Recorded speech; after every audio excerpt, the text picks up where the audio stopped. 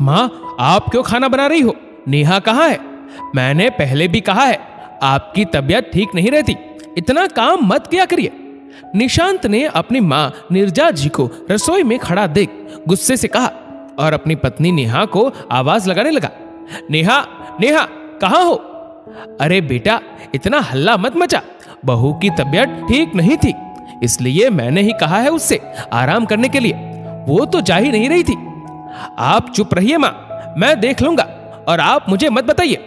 इस घर में क्या होता है हर बात पर नजर रहती है मेरी, और मुझे पता है नेहा को घर के कामों में बिल्कुल दिलचस्पी नहीं है, इसलिए घर के सभी कामों के लिए मेड लगा दी है, बस खाना ही बनाना पड़ता है। नेहा से ये भी नहीं होता, उसने आपको खाना बनाने में लगा दिया है, जबकि डॉक्टर ने आपको गैस के सामने खड़ा होने से भी मना किया है। आपका कीमो सेशन चल रहा है, आपको एहतियात बरतने की जरूरत है। कहते हुए निशांत नेहा को देखने अपने कमरे में चला गया तो देखा नेहा आराम करते हुए अपना मनपसंद सीरियल देख रही है। माँ को अकेले किचन में खाना बनाते देख निशांत का पारा वैसे ही हाई हो गया था। अब नेहा को सीरियल देखता देखकर वो समझ गया कि माँ घर में शांति बनाए रखने के लिए झूठ बोल रही है। नेहा की तबीयत खराब नहीं है, बल्कि हमेशा की तरह उसने जानबूझकर बीमार होने का बहाना बनाकर माँ को काम में लगा दिया है। माँ तो बस हमेशा बेटे बहू को खुश रखने के लिए और घर की सुख शांति बनाए रखने के लिए कुछ नहीं कहती, बीमार होते हुए भी जो भी काम बन पड़ता करती रहती। निशांत नीरजा जी का इकलौता बेटा है। अभी कुछ समय पहले ही उनके पति का बीमारी में निधन हो गया। नीरजा जी अपने बेटे बहू के साथ रहती है। निशांत अपनी माँ से बहुत प्यार करता है और उनका बहुत ध्यान रखता है, लेकिन उसकी पत्नी नेहा को यह सब पसंद नहीं आता।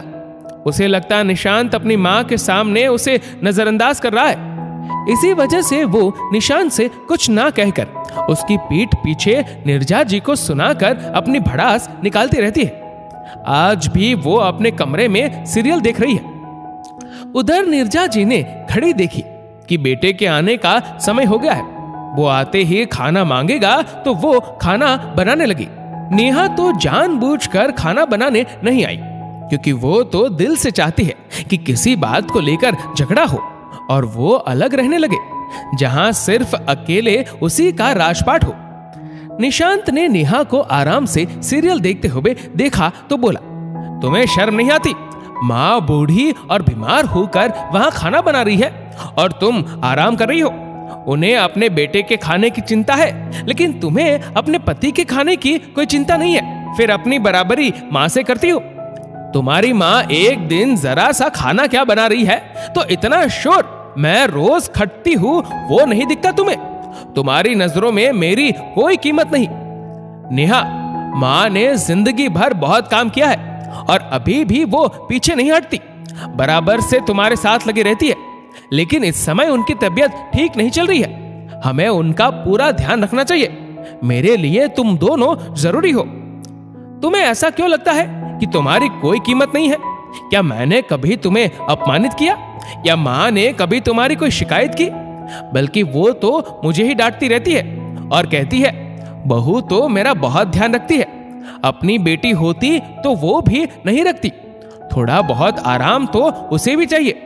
समय के साथ जिम्मेदारियों को संभालना भी आ जाएगा। जब तक मेरा शरीर चल रहा है कर देती हूँ, मेरे लिए भी अच्छा रहता है। अब तुम ही बताओ, जब माँ हमारे बारे में इतना सोच सकती है तो हमारा भी फर्ज बनता है उनका ध्यान रखने का। मैंने कुछ गलत कहा क्या? निशांत ने नेहा से पूछा। नहीं निशांत, तुम गलत नहीं हो, मैं ही गलत सोच रही थी कि तुम माँ से ज्यादा प्यार करते हो, लेकिन अब समझ में आ रहा है कि हम दोनों माँ का इकलौता सहारा है और माँ हमारा सबसे बड़ा सहारा है। अगर हम भी इस समय उनका ध्यान नहीं रखेंगे तो कौन रखेगा? माँ के बाद तो हमारा अपना कहने के लिए कोई रह ही नहीं जाएगा।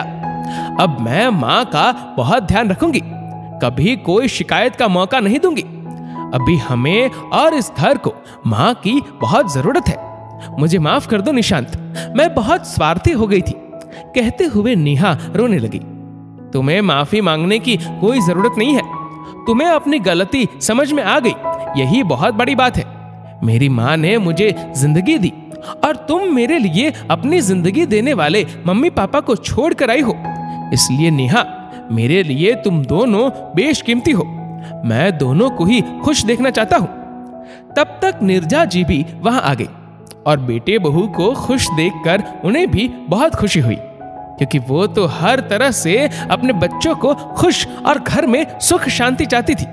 उन्हें अच्छी तरह से पता था, जब उनका बेटा उनसे इतना प्यार करता है तो समय के साथ बहू भी सास को समझ जाएगी और वो भी सास को मान सम्मान और प्यार देगी। दोस्तों, इस वीडियो को लेकर आपकी क्या राय है नीचे कमेंट करके जरूर बताएगा।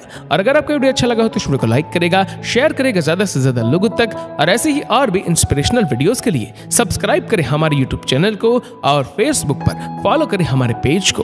धन्यवाद।